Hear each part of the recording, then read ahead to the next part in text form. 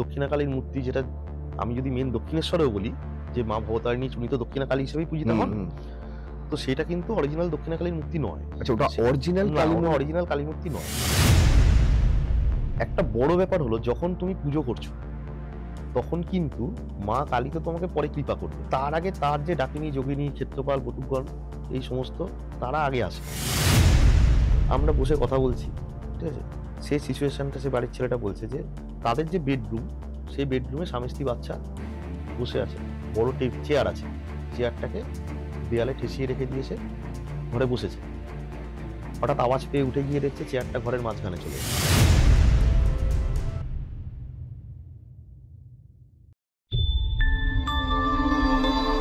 শান্তনু ঠেক, এখানে চেনা মুখের অচেনা কথা হয়। নমস্কার, ওয়েলকাম টু শান্তনু ঠেক এবং সকলকে দীপাবলির শুভেচ্ছা, বিজয়ার শুভেচ্ছা সকলকে। আপনারা যেভাবে আমাদেরকে রেসপন্স করছেন সত্যি খুব খুব খুব ভালো লাগছে। তবে আজকের এপিসোড একদম অন্যরকম, বুঝতেই পারছেন আজ খুব সিরিয়াস আমরা।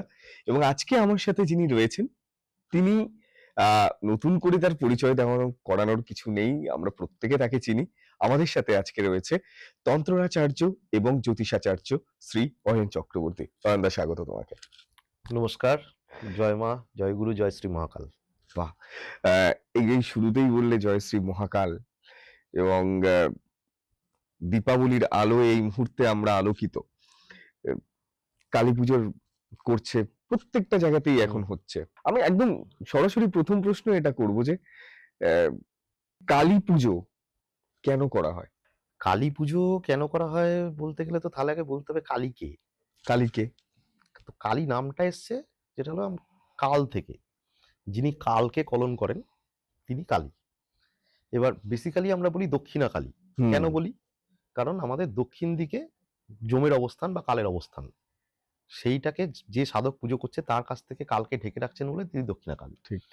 এবার আমরা কালী পুজো করি আমাদের বিভিন্ন আপদ থেকে উদ্ধারের জন্য, বিভিন্ন বিপদ থেকে উদ্ধারের জন্য, শক্তি বৃদ্ধির জন্য, নাম যশ প্রতিপত্তি সফলতা সবকিছু প্রাপ্তির জন্য।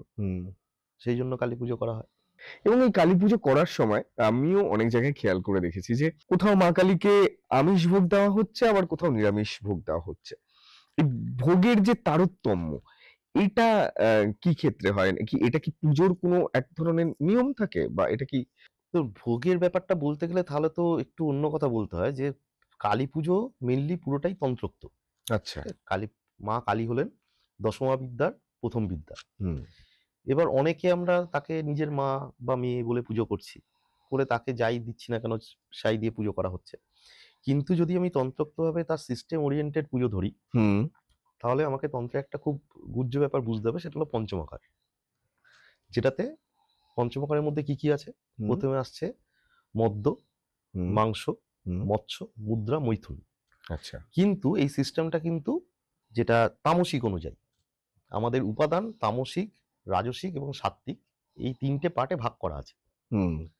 এবার যখন আপনি দেখছেন আমিষ ভোগ দিতে, অনেক জায়গায় বলি হয়, ছেদ হচ্ছে, পশু বলি হচ্ছে, ছাগ বলি হচ্ছে, সেখানে সেই ছাগ মাংস মাকে নিবেদন করা হচ্ছে, মৎস্য দেওয়া হচ্ছে, সেগুলো সবই তামসিক উপাদান। আচ্ছা। কিন্তু আমি যখন রাজসিক উপাদানে যাব, তাহলে সেটা বুঝতে হবে কোনটা তামসিক কোনটা রাজসিক। আমরা তামসিকে যেমন আমরা ডাইরেক্ট কারণ দিচ্ছি, সেখানেই আমরা রাজসিকে হয়ে যাচ্ছে সেটা নারকেল জল, আদা, মধু। আচ্ছা। আমরা তামসিকে বলি করছি, ছেদ করছি, ছাগ পশু বলি দিচ্ছি, দিয়ে মাংস দিচ্ছি, সেটা হচ্ছে তামসিক উপাদান। সেটারই রাজসিক উপাদানে হয়ে যাচ্ছে আদা আর বিট লবণ। যখন আমরা তামসিক উপাদানে যাচ্ছি মৎস্য, সেটা রাজসিক উপাদানে হয়ে যাচ্ছে রেডিশ শাকসবজি। আচ্ছা। যখন আমরা তামসিক উপাদানে যেটা মুদ্রা, সেটাতে যাচ্ছি ভাজা, চাল ভাজা, সেটাই আমার রাজসিকে হয়ে যাচ্ছে মুগ ডাল বা এগুলো। যখন আমরা তামসিকে যাচ্ছি ডাইরেক্ট মৈথুনে, রাজসিকে যাচ্ছি পায়েস। আচ্ছা। এবার যখনই আমরা নিরামিষের জায়গায় যাচ্ছি, তার মানে আমাকে বুঝতে হবে সেখানে উপাদানগতভাবে তফাৎ আছে। কিন্তু কেউ যদি বুঝে করে সেটা, তাহলে ঠিক আছে, কিন্তু যদি না বুঝে করে তাহলে কিন্তু সেখানে সমস্যা। সমস্যা মানে কি ধরনের সমস্যা হতে পারে? সমস্যা বলতে আমি পুজোটা করছি যে আমি যদি তামসিক উপাদানে পুজো করে থাকি, তাহলে সেইভাবেই সেই মন্ত্রের আচারে সেটা পুজো করতে হবে, সেটা পূর্ণাঙ্গ আমাকে তার কিছু ক্রিয়া আছে সেগুলো করতে হবে। যদি আমি রাজসিক উপাদান দিয়ে করি, তার সেই অনুযায়ী ক্রিয়া করতে হবে। যিনি পুজো করছেন তাহলে সেটা তাকে বুঝে করতে হবে। এবার আশা করবো যারা করছেন তারা নিজের জেনেই করছেন। ঠিক। মায়ের যে মূর্তি, কালী মায়ের মূর্তিরও অনেক সময় অনেকগুলো তারতম্য দেখা যায়। একটু যদি মূর্তির বিবরণটা আপনি দেন। দেখুন, যে কোনো পুজোতে সেই মূর্তির বিবরণ তার ধ্যান মন্ত্রতেই বলা থাকে। আচ্ছা, ঠিক আছে? যেমন মা কালীর যে ধ্যান আছে সেই ধ্যানেই কিন্তু মা কালীর মূর্তির বর্ণনা করে দেওয়া আছে। ঠিক আছে? আচ্ছা। এবার মা কালী বলতে আমরা কিন্তু অনেক রকমের কালী পুজো করে থাকি। যেমন অন সেখানে আমরা দক্ষিণা কালী আছেন, শ্মশান হুম, কালী আছেন, রক্ষা কালী আছে, হুম। ভদ্রকালী আছেন। তো প্রত্যেকেরই কিন্তু ধ্যান মন্ত্র আলাদা। আচ্ছা, কিন্তু বেসিক্যালি দশমহাবিদ্যার প্রথম বিদ্যা কালী হিসেবে যেটা আমরা যে ধ্যানটা আমরা বহুল প্রচলিত যেটা আমরা ইউজ করে থাকি সেটা দক্ষিণা কালী। আচ্ছা, আমাদের যে এই যে কালী পুজো, হুম। এই দীপান্বিতা কালী পুজো, এখানে সেখানে দক্ষিণা কালীর পুজো হয়। হ্যাঁ। ঠিক আছে? দশমহাবিদ্যার যে প্রথম বিদ্যা দক্ষিণা কালী তারই পুজো প্রচলন বেশি আছে। আগে আমরা তার রূপটা কি দেখছি? যে ৪ টে হাত, তার খোলা চুল, হুম, ঠিক আছে? মাথায় গলায় মুন্ডমালা, হুম, কোমরে হস্তবন্ধনী আছে। হুম। কিন্তু এগুলো আমরা দেখতে পাবো যখনই অনেক ক্ষেত্রে দেখা যায় মাকে শাড়ি পরিয়ে রাখা আছে। হুম, কিন্তু মায়ের কিন্তু অরিজিনাল ধ্যান মন্ত্র অনুযায়ী মা দিগম্বর। গায়ে কিন্তু কোনো শাড়ি নেই। আচ্ছা, ঠিক আছে? এবং তখন আমরা দেখছি কোমরে হস্তবন্ধনী আছে, কাটা হাত। ঠিক আছে? এবং তিনি শিবের ওপর দাঁড়িয়ে রয়েছেন। হুম, এটা বেসিক্যালি একটা গেস্টার আমরা দেখতে পাই। আমি যদি সেটা বেসিক্যালি সেই মূর্তির যদি বর্ণনা করি, তাহলে প্রত্যেকটা জিনিসের কিন্তু ব্যাখ্যা আছে। তাই? অবশ্যই। যেমন? ৪ টে হাত কেন? কোনো মানুষের ৪ টে হাত হতে পারে? তার ব্যাখ্যা হলো এই যে ৪ টে হাত দিয়ে একটা সার্কেল তৈরি হয়েছে। আচ্ছা, মায়ের যে ৪ টে হাত থাকে প্রত্যেকটা হাত 90 ডিগ্রি অ্যাঙ্গেলে থাকে। যে কারিগর ঠাকুর বানাচ্ছেন, প্রতিমা হুম, বানাচ্ছেন, তিনি যদি সেটা বুঝে বানান তাহলে কিন্তু এটা 90 ডিগ্রি অ্যাঙ্গেলে রাখতে হবে। যদি আমি হাতের গেস্টারটা একদম সেন্টারে পর্যন্ত আনি তাহলে পুরো একটা 90 ডিগ্রি করে টোটাল ৩৬০ ডিগ্রি একটা সার্কেল হবে। আ মানে এটা বোঝাচ্ছে যে মা ৪ হাত দিয়ে পুরো ব্রহ্মাণ্ডকে রক্ষা করছে। ধরে রেখে দিয়েছে। ওকে। ৩৬০ ডিগ্রি সার্কেল মানে পুরো ব্রহ্মাণ্ড। মায়ের খোলা চুল কেন? খোলা চুল দিয়ে যেটা মা কালকে ঢেকে রেখেছেন। ওই চুলের পিছনেই আছে কাল। কালকে তিনি গার্ড করে আছেন। ওই যে খোলা চুল দিয়ে কালকে হুম, গার্ড করে আছেন। এই যে মুন্ডমালা, মুন্ডমালাতে ৫১টা মুন্ডমালা থাকে, মুন্ড থাকে। আমি নিজের ইচ্ছা মতো একটা দেখবে ঠাকুর বানানোর সময় কেউ ৭টা, ৮টা, ১০টা মুন্ড লাগিয়ে দিচ্ছে। ওরকম ব্যাপারটা তা নয়। ওখানে মুন্ডমালা ৫১টাই হতে হবে। ৫১টা মানে হলো ৫১টা বর্ণমালা, মানে অ থেকে শুরু করে স্বরবর্ণ, ব্যঞ্জন বর্ণ মিলিয়ে আমাদের ৫১টা বর্ণ আছে। এই টোটাল ৫১টা বর্ণমালার প্রতীক হলো ৫১টা মুন্ডমালা। মায়ের হাতে যে বাঁ হাতে যে খড়গ আছে, হুম, সেই খড়গের মধ্যে একটা চোখ থাকে, আঁকা থাকে। দেখেছেন হুম, নিশ্চয়ই? হুম, হুম, ওই চোখটা যদি না আঁকা থাকে তাহলে হুম, কিন্তু এই খড়গটার কোনো মানে নেই। তাই? ওইটা হলো জ্ঞান খড়গ। জ্ঞান খড়গ আর তলায় যে মুন্ডটা ধরা আছে বাঁ হাতে, হুম, সেইটা হলো অজ্ঞানতার মুন্ড। মানে মা জ্ঞান খড়গ দিয়ে অজ্ঞানতাকে ছেদন করছে। এবং ডান হাতে আছে বরাভয়। মানে মা বলতে চাইছেন, এবং তার সাথে আরেকটা যে কোমরে যে হস্তবন্ধনী সেটা হলো কর্মের প্রতীক। আচ্ছা, মানে আমাদের যে কর্ম আমরা কি দিয়ে করি? হাত দিয়ে। হুম, খুব সংক্ষিপ্তভাবে বলছি যে তুমি যদি নিজের কর্মকে আমার কাছে সমর্পণ করে দিয়ে নিজের অজ্ঞানতাকে দূর করে নিজে আমার কাছে যদি সদাশিবের মতো আমার সামনে যদি পড়ে থাকো, ঠিক আছে? আমি তোমাকে বর এবং অভয় দান করব। আচ্ছা, ঠিক আছে? তার মানে যে সাধক পুজো করছেন তাকে হুম, কিন্তু পুরোপুরি নিজের অজ্ঞানতাকে দূর করে ওই মায়ের চরণে থাকতে হবে। ঠিক আছে? এবং সেইটা মেনে করতে হবে, তবেই কিন্তু বর এবং অভয় দান লাভ হবে। ঠিক।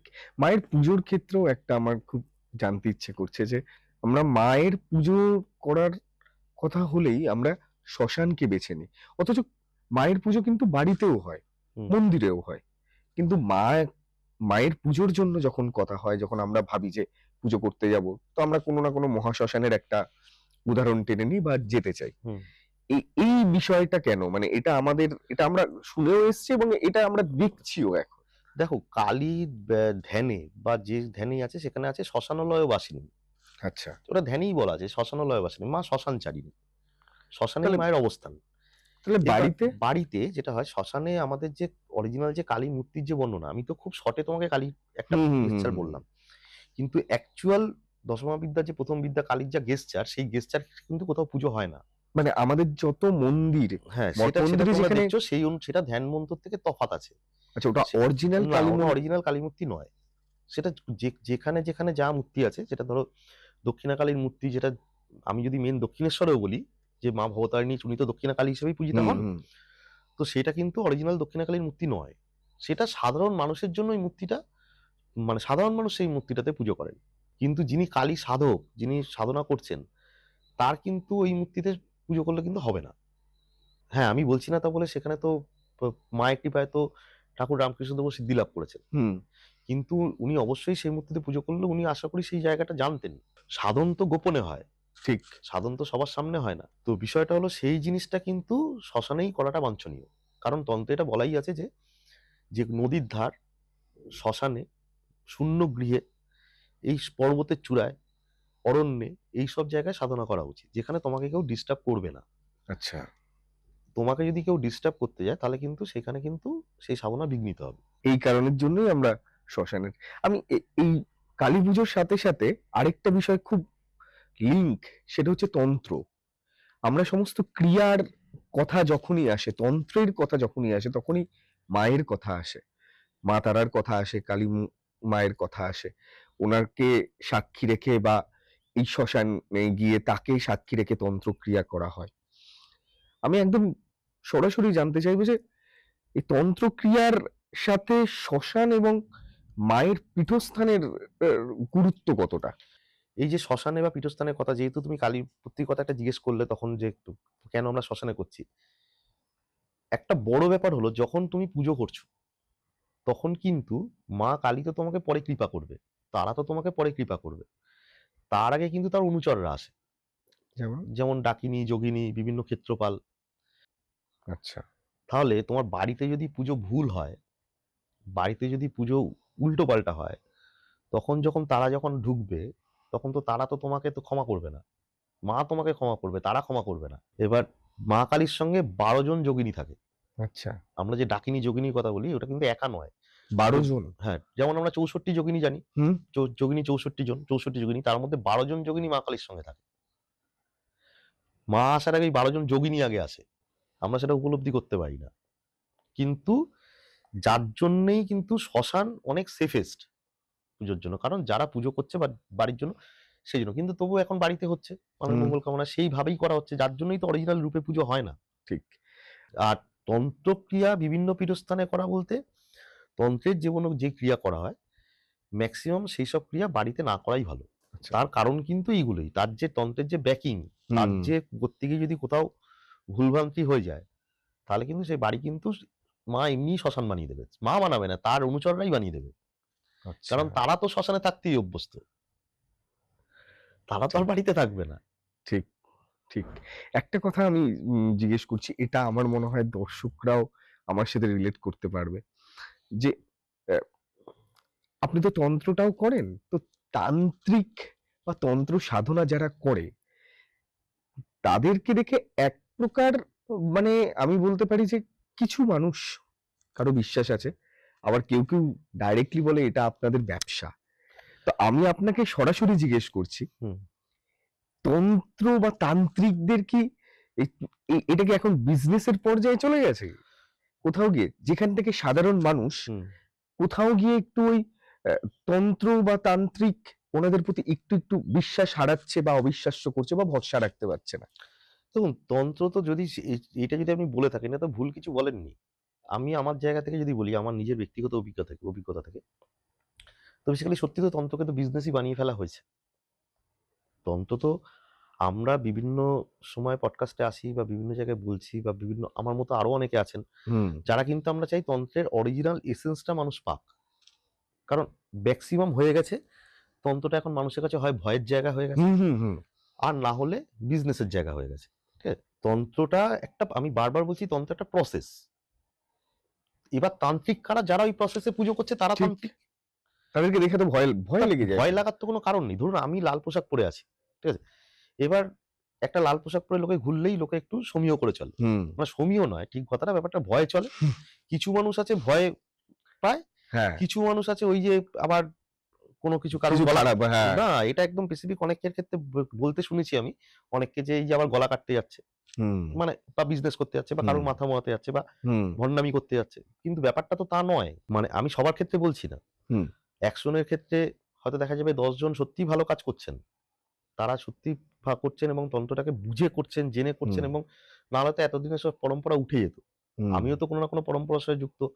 আমারও গুরু আছেন, পরম গুরু আছেন, এবং আমার সঙ্গে অনেক গুরু ভাই আছেন। আমাদের আরো অনেক লোকজন আছে যারা অনেক ভালো কাজ করেন। কিন্তু মেজরিটিটা এখন যে জায়গায় এসে দাঁড়িয়েছে, সেটা কিন্তু তন্ত্রোক্ত কাজের থেকে যাত্রাপালাটা বেশি হচ্ছে। তার জন্য লোকে ভয় পাচ্ছে এবং আস্তে আস্তে মানুষের মনে কিন্তু এই বিতৃষ্ণাটা চলে আসছে। আরো একটা বিষয় হয়, আপনাদের কথা বললেই ভয়টা অন্য জায়গায়, যে ভূত প্রেতের বিষয়, আত্মা প্রেতাত্মা, এইসব নিয়েই নাকি আপনাদের কালচার। তো আমি এখানেও জানতে চাই যে আমরা যারা সাধারণ মানুষ, তান্ত্রিক বললেই আমরা সবার ও বাবা, উনি কিন্তু ক্ষতি করে দিতে পারেন, উনি কিন্তু ভূত প্রেত নিয়ে কাজকর্ম করে।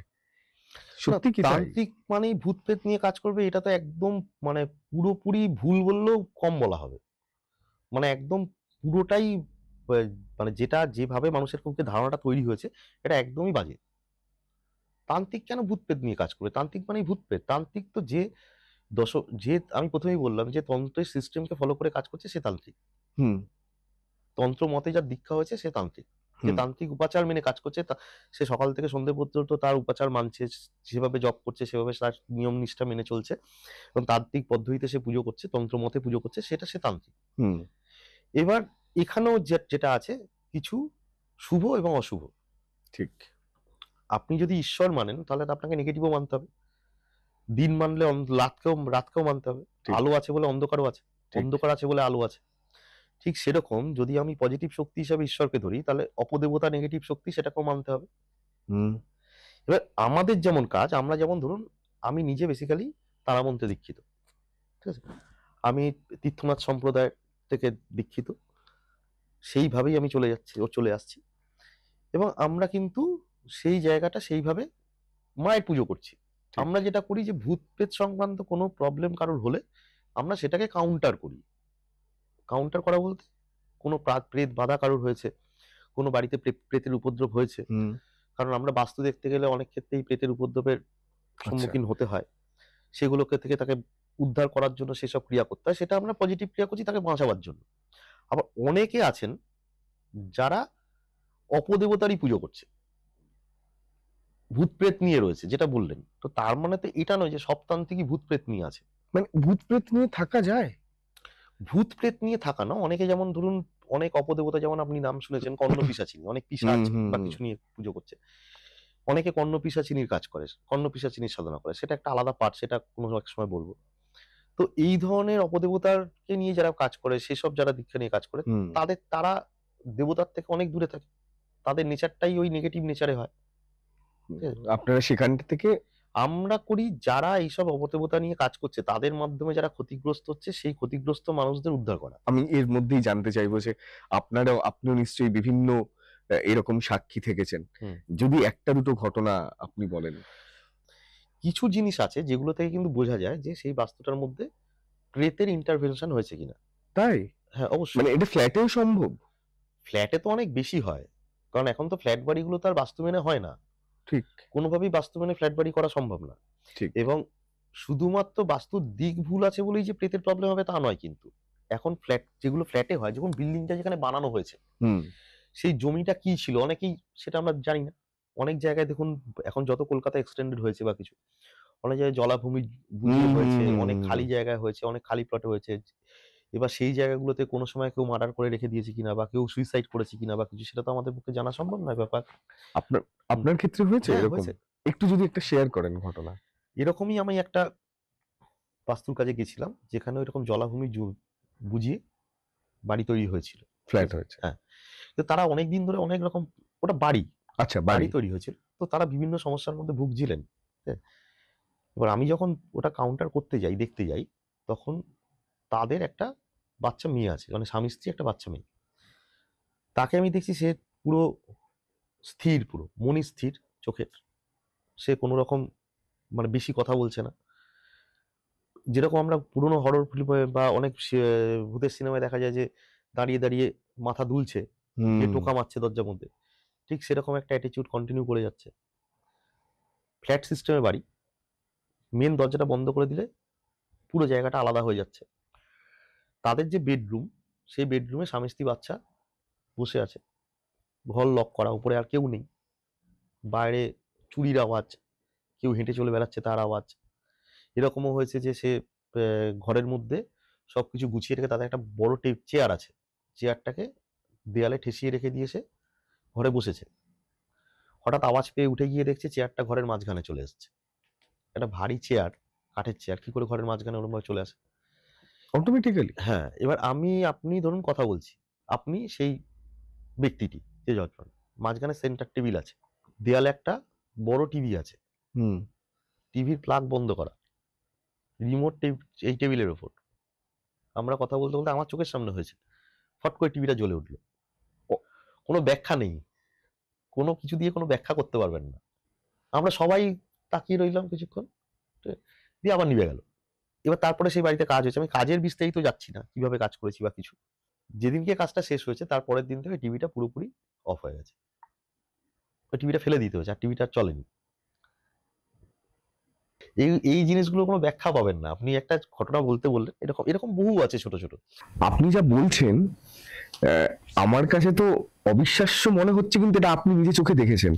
এগুলো আমার নিজের জীবনের ঘটনা, মানে যে ঘটনাটা বললাম সেটা 2023 সালে করেছিলাম কাজটা, আচ্ছা, পুজোর আগে। আপনি আরো এরকম ঘটনার সম্মুখীন হয়েছেন তো নিশ্চয়ই? অবশ্যই, ঘটনার তো কোনো শেষ নেই, ঘটনা ঠিক। বলতে শুরু করলে তো দিন মাস সব কাভার হয়ে যাবে। যদি তার মধ্যে আমি একটা ঘটনা হঠাৎ মনে পড়লো সেটা বলি। সেটা একটা বাড়িতে, আমি কিন্তু অরিজিনাল লোকেশন কিছু বলছি না, কারণ ঠিক। যারা প্রবলেমে পড়ে এসেছেন তারা তো তাদের প্রাইভেসি মেনটেন করাটা আমাদের কিন্তু কাজ। হ্যাঁ, তো সেই ভদ্রলোকের বাড়িতে বিভিন্ন সমস্যাজনিত কারণে তিনি এসেছিলেন, তার বাড়ি বাস্তু দেখতে যাওয়া হয়েছিল। দেখতে গিয়ে যেটা প্রথম ফিল হয় যে, দেখবেন আমি কয়েকটা সিমটম বলে রাখি। যদি বাড়িতে প্রেতের ইন্টারভেনশন হয় তাহলে সেই বাড়িতে প্রচুর পরিমাণে ঝুল জমবে, আচ্ছা। প্রচুর ময়লা হবে বাড়িতে। ঠিক আছে? আপনার সেই বাড়িতে বাদুড় বা চামচিকে এই টাইপের জিনিসপত্র বেশি ঢুকবে। ঠিক আছে? সেই জায়গায় আপনার একটা গুমোট ভাব থাকবে, এয়ার সার্কুলেশন খুব কম হবে, বাড়িতে রোগ ভোগ, অশান্তি, আইনগত জটিলতা এই সমস্ত ধীরে ধীরে আসতে শুরু করবে। ঠিক আছে? এই জিনিসগুলোকে একটু মাথায় রাখতে হয়। তো আমি গিয়ে যখন দেখছি সিমটমগুলো সব মিলে যাচ্ছে, বাড়ি প্রচন্ড গুমোট, ভেতরে ঢুকে প্রথম একটা ওদের সেন্টারে একটা ডাইনিং মতো আছে, একটা ঘর মতো, সেখানটা তো আরো গুমোট। আমি বলছি যে এটা কি ব্যাপার, এরকম ব্যাপার। অথচ জানলা দরজা সব যেরকম। জানলা দরজা খোলা, একটা জিনিস বললে মানে চমকে উঠবেন, সেই ভদ্রলোকের নিজে বলেছে আমাকে, আয়লা হয়েছিল মনে আছে তো, আয়লার সময় কি পরিমাণ ঝড় হয়েছিল, সে সময় আমরা দরজা জানলা সব বন্ধ করে দিতে হয়েছিল ঘরে। ঠিক আছে? বলছে সব জানলা দরজা খোলা আছে, বাইরে ওইরকম আয়লার ঝড় চলছে, ঘরে এক ফোঁটা হাওয়া নেই। কি বলছেন? হ্যাঁ, প্রথম যখন বলেছে তখন ওরা মানে বলছে বিস্ময় সূচক ভাবে যে জানেন এরকম ব্যাপার। হ্যাঁ তাই তো হবে। তো মানে ভেতরে কোন বলছে এক বিন্দু হাওয়া নেই, মানে ঘামছে, ওরা ভেতরে ঘামছে ঘরের ভেতরে, আর বাইরে এরকম তাণ্ডব চলছে ঝড়ের, ভেতরে এক বিন্দু হাওয়া নেই, ঘামছে উল্টে গরমে।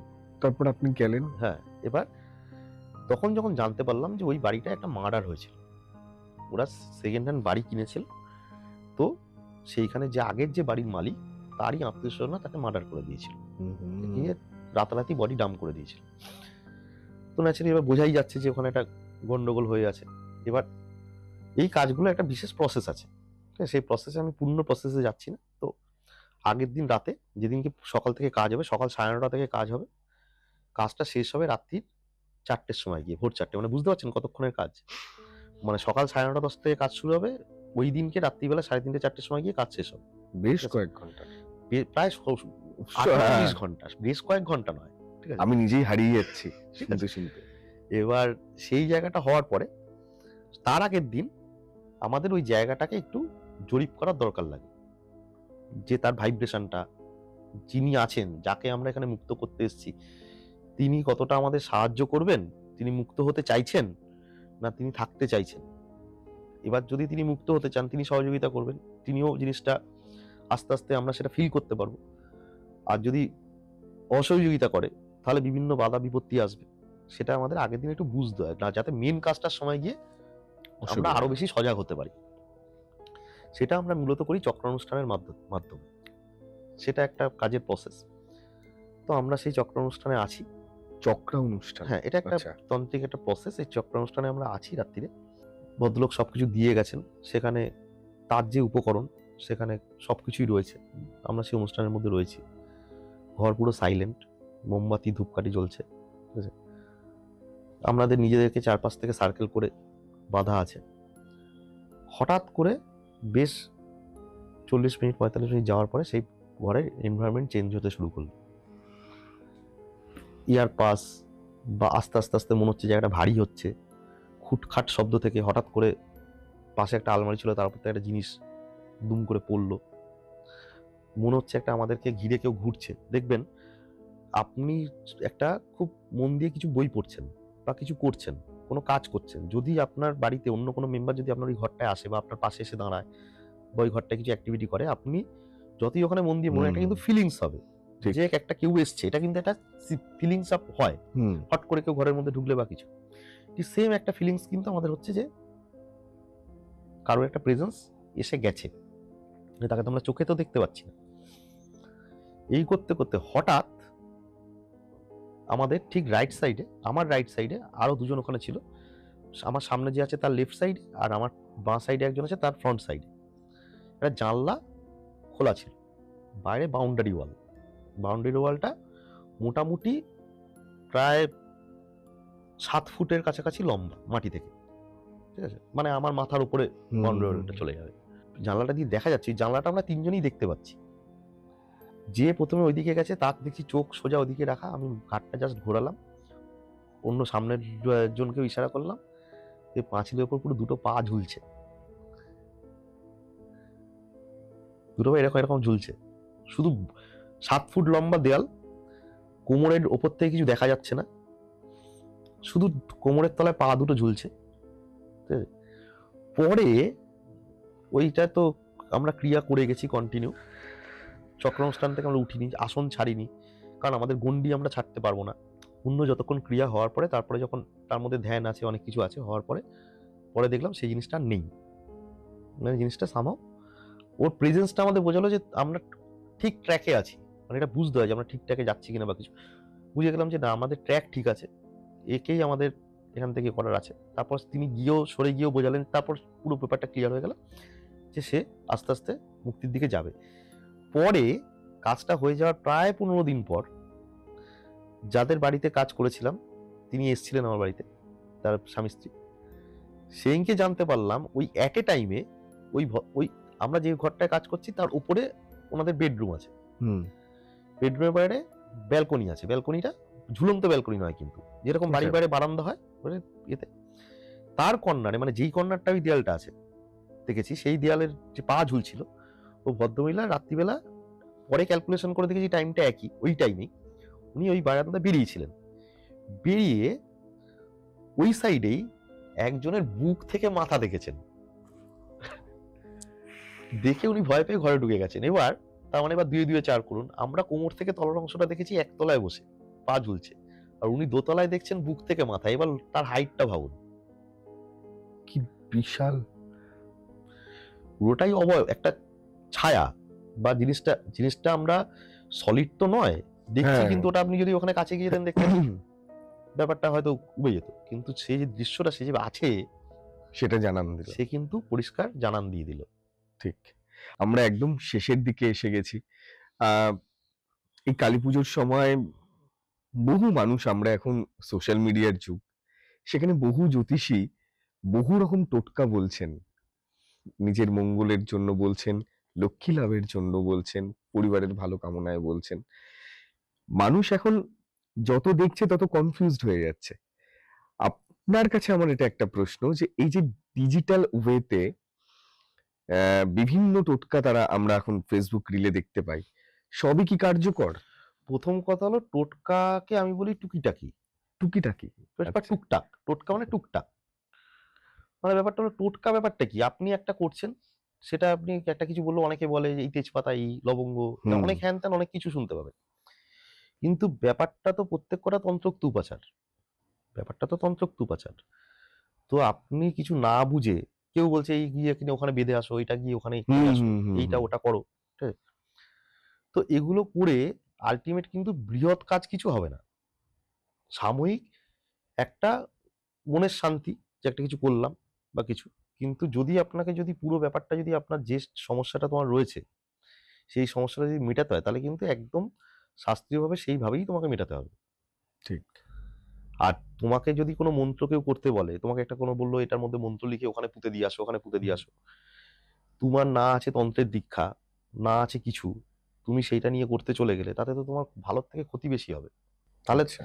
তাহলে আমি তো বলবো যারা টোটকা বলছেন বা কিছু সেই জায়গাটা, সেটা তো তাকে ভালো করে আগে যাচাই করে নিতে হবে সেটা আমার করাটা উচিত কি উচিত না। এবং সত্যি কথা বলতে এই মন্ত্র, এখন তো আমরা অনেক মন্ত্র শিখি, বিভিন্ন অ্যাস্ট্রোলজার তারা মন্ত্র উচ্চারণ দেখুন, করতে বলেন যে সকালে এই মন্ত্র পড়ো, বিকেলে এই মন্ত্র পড়ো, এইগুলো করলে। কিছু যদি মন্ত্র আছে যেগুলো তুমিও করতে পারো, আচ্ছা। সেই মন্ত্র কিন্তু নিজে বই পড়ে নয়, বা বই পড়ে তুমি একটা মন্ত্র পড়তে শুরু করে দিলে, ইউটিউব চ্যানেল দেখে তুমি একটা মন্ত্র পড়তে শুরু করে দিলে, তোমাকে যদি কেউ মন্ত্র কিছু পড়তে বলে, মন্ত্র পাঠ করতে বলে, হুম। সেই মন্ত্রটা তুমি কারণ সেই দায়িত্বটা সে নিচ্ছে। ঠিক। ধরো তোমাকে একটা কেউ কবচ করে দিয়েছে বা তুমি তার কাছে গেছো বা সে তোমাকে একটা মন্ত্র দিয়ে বলছে তুমি এটা করো, ঠিক। তাহলে তার দায়ভারটা তার। আচ্ছা। যেমন আমরা আগে মন্ত্র কি বুঝি যে গুরু শিষ্যকে মন্ত্র দান করবে, হুম। গুরু শিষ্য পরম্পরায় মন্ত্র দানের ব্যাপারটা এসছে যে মন্ত্র দীক্ষা মন্ত্র। কিন্তু কেউ যদি তোমাকে দায়িত্ব নিয়ে কোনো মন্ত্র বলতে বলে, সে তোমাকে দীক্ষা দিচ্ছে না, কিন্তু তার দায়ভার কিন্তু ওই মন্ত্রটার দায়ভার তার। ঠিক। ঠিক আছে? ঠিক। তো সেটা তুমি করতেই পারো, কিন্তু তা বলে তো এটা নয় যে তোমাকে যদি বললো একটা যে তুমি ঘরে বসে হঠাৎ করে মা চামুন্ডার মন্ত্র শুরু করে দিলে, তো সেটা বুঝতে হবে তো যে আমি কোন মন্ত্রটা জপ করছি, Correct. সেটার অধিকারী কিনা আমি। ঠিক। একদম শেষের দিকে আপনাকে বলছিলাম, আপনি যদি যাওয়ার আগে এখন নিজেদের ভালো রাখার জন্য কোনো কি উপায় আপনি বলবেন একদম শেষের দিকে? এবার আমাদের প্রত্যেকটা অতিথি আসলে তাদের কাছ থেকে আমাদের কিছু আবদার থাকে। তো আমারও আবদার আপনার কাছে যে যারা উপরান্তে বসে দেখছে তারা যাতে নিজেদেরকে ভালো রাখতে পারে, পরিবারের সাথে থাকতে পারে, তার জন্য কি কোনো উপায় আপনি বলবেন? আমি সবার উদ্দেশ্যে বলবো যে নিজের সমর্পণটা জগৎজননীর কাছে রাখলেই ভালো হবে। বাহ! কারণ আমি পুজো দিতে লোককে দেখেছি, এটা আমার অভিজ্ঞতা, হয় মানুষ ভয়ে পুজো করে, আর নাহলে কিছু পাওয়ার আশায় পুজো করে। হুম। আজকে যে আমরা মাকে ভোগ নিবেদন করি, এত কিছু ভোগ সাজিয়ে বাড়িতে পুজো দেওয়া হয়, মা যদি সত্যি সত্যি নিজে নেমে এসে ভোগগুলো খেত, তাহলে কেউ ওটা সাজিয়ে ভোগ দিত না, তাহলে জল বাতাসে দিয়ে পুজো দিত। তো সেটা হলো যে আমার বক্তব্য যে ভয়ে ভক্তি না করে, কিছু পাওয়ার আশায় ভক্তি না করে, যদি আমার সমর্পণ যদি একদম নিষ্কাম থাকে, আমি যদি সত্যি জগৎজননীকে নিজের সমর্পণ যদি সেইভাবে করে রাখি, তাহলে কিন্তু অনেক সমস্যারই সমাধান নিজে থেকেই হয়ে যাবে। বাহ! সেইটাই আমি করতে বলবো। আমি ওরকম ভাবে টোটকা আমি কিছু দিতে চাই না। তো আমার কাছে কিন্তু মূল মন্ত্র সমর্পণ। বাহ! অসাধারণ। অনদা, আপনাকে অনেক, অনেক ধন্যবাদ আমাদের এই আজকের স্পেশাল এপিসোডে আসার জন্য। শান্তনু থেকে সময় দিলেন এবং আজকের দর্শকটা একটু অন্যরকমও আ কথা শুনতে পেল। চেনা মুখের অচেনা কথা হয়তো জানতে পারল। আমাদের এই এপিসোড আপনার কেমন লাগলো? প্লিজ আমাদের কমেন্ট বক্সে কমেন্ট করে জানাবেন। অয়নদা, যাওয়ার আগে কি বলবেন? জয় গুরু, জয় মা, জয় শ্রী মহাকাল। আপনারা সবাই ভালো থাকুন। আবার ভবিষ্যতে কোনো না কোনো দিন আপনাদের সাথে দেখা হবে। আর যদি আপনাদের কোনো প্রশ্ন থাকে, তাহলে অবশ্যই আমাদের জানান। আপনাদের সকল প্রশ্নের উত্তর আমরা যথাযথ সময়ে ঠিক দেওয়ার চেষ্টা করব।